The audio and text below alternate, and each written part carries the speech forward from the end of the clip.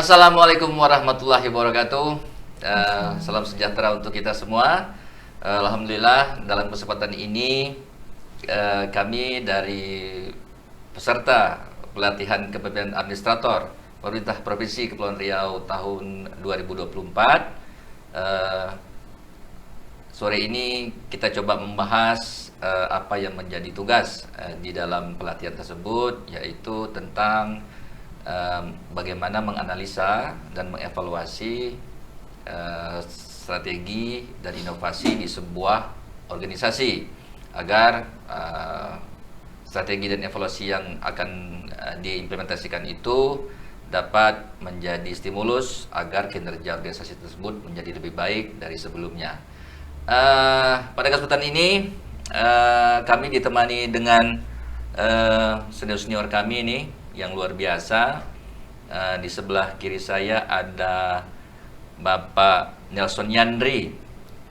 Assalamualaikum Pak Parul. Waalaikumsalam warahmatullahi. Gimana Pak Yan Nelson, sehat? Alhamdulillah. Alhamdulillah. Sehat. Pak Parul gimana, sehat? Oh, alhamdulillah, luar biasa. Alhamdulillah. Kita mengejar waktu ya, di sela-sela kesibukan dinas. Kita juga diamanahkan untuk ikut pelatihan. Tapi ya inilah, mudah-mudahan hasilnya bisa maksimal. Dan yang sebelah Pak Nelson ini ada yang cantik di antara kami nih ya, namanya Ibu Dino Vinky Sulandi. Tuh. Ya. Assalamualaikum Ibu. Waalaikumsalam Pak Parul. Sehat ya? Sehat, Parul sehat. Ini sambil memperkenalkan nih, kalau Pak Nelson ini kesehariannya bertugas sebagai Kepala Bagian Layanan Pengadaan secara elektronik di Biro Pengadaan Barang dan Jasa Provinsi Kepri. Kalau Ibu Dino ini di Dinas Pendidikan Provinsi Kepri sebagai apa Ibu? Kepala Bidang Pembinaan Sekolah Menengah Kejuruan. SMK. Iya, betul, Wah, SMK. berarti bidang yang cukup berat, cukup strategis di dinas Bu ya. Siap. Dan sama nih, setahu saya pengadaan barang jasa ini juga memang fungsi strategis nih di dalam pemerintahan saat ini ya, karena fungsinya betul-betul harus melayani seluruh OPD ya, seluruh dinas atau instansi di lingkup provinsi. Betul, sesuai dengan judul bagiannya adalah pengelolaan layanan pengadaan secara elektronik. Jadi kata kuncinya pelayan masyarakat. Begitu. Bicara tentang strategi atau inovasi, tentu tidak datang atau tidak muncul seketika tanpa adanya mungkin sebab atau musabab. Menurut Pak Nelson, atau dimulai dari mana sebuah inovasi tadi itu? Mungkin bisa dijelaskan. Kalau menurut saya, inovasi itu adalah ide. Kenapa mahal? Karena itu tidak sembarang orang bisa mempunyai ide yang dapat diterima. Ide banyak, tapi bisa diterima itu yang susah. Sesuatu yang mahal yang dapat diterima oleh semua pihak. Oke, Nah, saya sepakat itu. Artinya ide itu atau gagasan tersebut harus berkorelasi dengan daya atau kemampuan kreativitas dari masing-masing personil ya dalam sebuah organisasi. Nah, kalau menurut Ibu Dino Vinky, kira-kira bagaimana cara efektif, ini sesuai dengan bidang Ibu ya, Ya. di pembinaan SMK tadi, bagaimana cara agar peserta didik tadi mempunyai daya kreativitas yang baik lah. Karena tadi setiap personil organisasi tentu dituntut untuk selalu bisa berinovasi agar gerak atau roda organisasi itu bisa berjalan lebih baik gitu kan. Menurut Ibu Vinky, apa yang kira-kira bisa dilakukan agar para peserta didik tadi yang di Ibu bidangi tadi bisa memunculkan kreativitas yang baik? Silakan Ibu. Oke, untuk memunculkan kreativitas peserta didik atau siswa-siswa kita tadi, tentu saja tidak terlepas ya kalau di pembinaan sekolah ini, terutama SMK ya. Jadi kita punya kurikulum. Nah, itulah yang harus kita selaraskan. Nah, di sini inovasi dari peserta didik, kreativitas yang ingin dimunculkan itu tentunya harus sejalan dengan apa yang dimaukan oleh dunia usaha atau dunia industri, seperti itu. Jadi kalau ya maksudnya semaunya peserta didik, aku pengen ini tapi di pasar nggak ada, ya siapa yang mau pakai? Jadi maksudnya itu semua sia-sia. Jadi apa maunya siswa-siswi peserta didik itu harus kita selaraskan, sinkronkan dengan apa yang diminta oleh dunia usaha, dunia industri, dunia kerja, seperti itu. Yang menjadi kebutuhan pasar lah ya. Iya, jadi ada demand ya, ada supply seperti itu. Jangan maksudnya supply-nya banyak, demand-nya nggak ada ya sia-sia aja seperti itu. Oh, saya sepakat sekali. Artinya jika personil dalam sebuah organisasi tadi mempunyai motivasi atau kreativitasnya rendah, tentu ya inovasi-inovasi juga tidak terjadi dalam sebuah manajerial ya. Iya. Berarti menurut Pak Nelson sendiri, di bidang Pak Nelson lah ya, barang dan jasa, apa yang kira-kira menjadikan semua stakeholder di pengadaan barang jasa tadi kinerjanya rendah atau menurun atau tidak lebih baik dari sebelumnya? Apa kira-kira faktor-faktor yang mempengaruhi hal tersebut? Baik, kalau menurut saya untuk pengadaan barang dan jasa, alhamdulillah semenjak saya hadir di pengadaan barang dan jasa itu baru dimulai juga gencar-gencarnya untuk penggunaan produk dalam negeri dan berbelanja melalui e-katalog. Nah, pas saya menduduki jabatan tersebut, itu pun baru dimulai. Jadi saya sudah alhamdulillah langsung bekerja di sana. Jadi perbandingannya itu tentu tidak fair, Pak, kalau kita membandingkan dengan yang sebelumnya. Karena memang waktu sebelum saya ada di sana, aturan itu belum berlaku. Nah, jadi kita langsung saja bergerak waktu itu. Kita bagaimana menjalankan instruksi Presiden nomor 2 tahun 2022 bahwa transformasional dari pengadaan secara manual menjadi elektronik, yaitu melalui e-purchasing. Nah, kalau kendala tentu ada ya.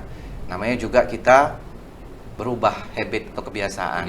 Yang Pak Parul tahu lah, Pak Parul juga dari sana, yaitu manual, pengadaan langsung ya, yang selama ini kita langsung pakai SPK gitu ya. Nah, sekarang tuh pakai e-purchasing, cukup dengan surat pesanan saja, memesan melalui e-katalog tanpa harus bertemu dengan antara penyedia dan pengguna. Nah, jadi tugas kami ini adalah menjembatani atau memfasilitasi antara pengguna dengan penjual sehingga dapat bertransaksi dalam pengadaan barang dan jasa. Nah, selama ini kan ya kita tahulah, kita juga PPTK, kita PPK, itu begitu banyak rekanan-rekanan di luar sana yang menawarkan produknya tapi tidak dapat bertemu dengan PP dan PPK.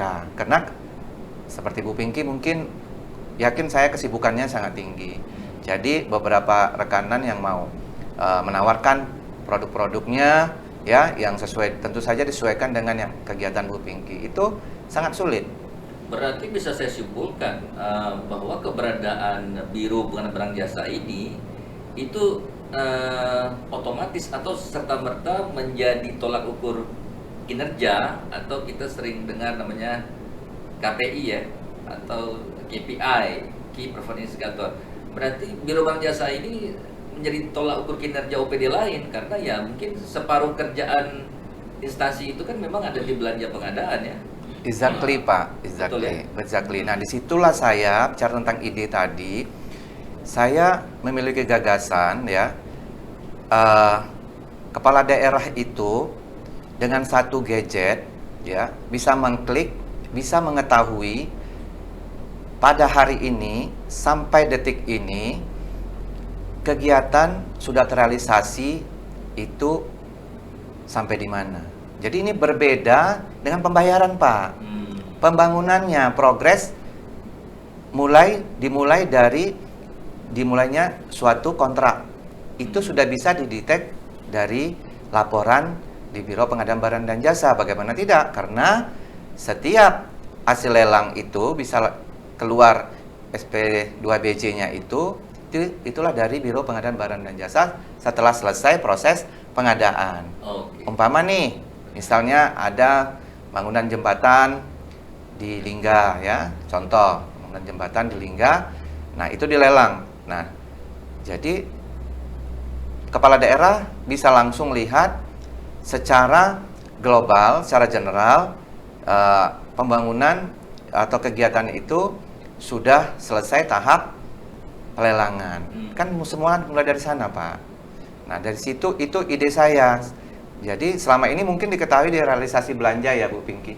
Berapa sudah terbayarkan di situlah ya. Padahal sebenarnya yang paling penting adalah dimulai dari itu sudah selesai proses pengadaannya. Dan ini yang menarik, bahwa inovasi tadi kita sepakat tadi erat kaitannya dengan sumber daya manusia, personilnya tadi, yang melakukannya, artinya gitu, yang memikirkan gitu kan. Berarti Ibu Pinky tadi berarti memang dunianya di seputar SDM nih, berarti mempersiapkan para apa namanya nih generasi penerus tadi ya, yang cakap IT, cakap sosial, yang juga cakap berbagai macam hal lah. Apa kiat-kiat yang mungkin sudah Ibu atau dinas rencanakan dan lakukan dalam upaya melatih atau membiasakan diri kepada generasi yang akan masuk dunia kerja ini menjadi lebih kreatif lah, atau cepat tanggap dengan kebutuhan pasar tadi gitu. Silakan Ibu Pinky. Oke ya, terkait dengan peserta didik kita, peserta di SMK, peserta didik di SMK. Jadi SMK ini lulus dengan punya keahlian, ada soft skills, ada hard skill. Tapi itu semua tidak hanya kita berfokus di siswa aja, tapi ada hal lain yang perlu kita tingkatkan lebih dahulu sebelum turun ke siswa, yaitu guru-gurunya. Bagaimana kita menambahkan pengalaman, menambahkan pengalaman praktek para guru di industri, apalagi sekarang zamannya teknologi informasi. Jadi mereka diberikan tambahan ilmu, ditambahkan kompetensinya untuk sampai ilmu itu di-share kepada siswa-siswanya. Dan siswa-siswa juga diberikan kesempatan memagang. Nah, itu upaya dari Dinas Pendidikan adalah untuk menjalin kerjasama dengan pusat-pusat pelatihan seperti itu. Nah, kita adakan perjanjian kerjasama, jadi mereka melatih guru di situ dan siswa-siswa kita bisa magang di situ. Jadi keluarnya ya, maksudnya insya Allah nanti apa yang dilatih oleh training center lah, pusat pelatihan itu sudah dapat memberikan peningkatan kompetensi lah untuk para guru yang nanti yang ujung-ujungnya ke siswa. Jadi tidak langsung ke siswa, mesti gurunya dulu. Pengajarnya dulu yang dibekali dengan berbagai macam pengetahuan ya. Oke, berarti jika artinya dunia usaha ini yang pada akhirnya menjadi muara ya, menjadi muara kerja-kerja di dinas pendidikan gitu kan. Iya. Ya, salah satu inovasi yang harus dibuat adalah menjalin kerjasama dengan staf dengan baik, harus berkomunikasi, terus memberdayakan staf itu dengan baik. Pejabat atau pemimpin di situ tuh harus jeli, ini stafnya bisa nyapa. Perencanaannya memang bukan hanya sekedar tidak matang ya, tapi memang berantakan. Jadi sehingga ada beberapa kegiatan yang tidak bisa kita laksanakan karena memang serampangan ya, serampangan. Itu satu. Yang kedua, saya tidak melihat ada SOP. Kemarin saya tanya, kita tidak punya SOP. Standar pelayanan publik. Cuman di beberapa bidang ada, ya, karena dinas dispora ini juga bukan dinas penghasil ya, paling ya sewa lapangan gitu. Sewa tempat-tempat sarana olahraga dan jumlahnya tidak banyak. Kalau di Saya coba menyampaikan sedikit tentang strategi dan inovasi dalam sebuah organisasi, terutama pada era modern ini.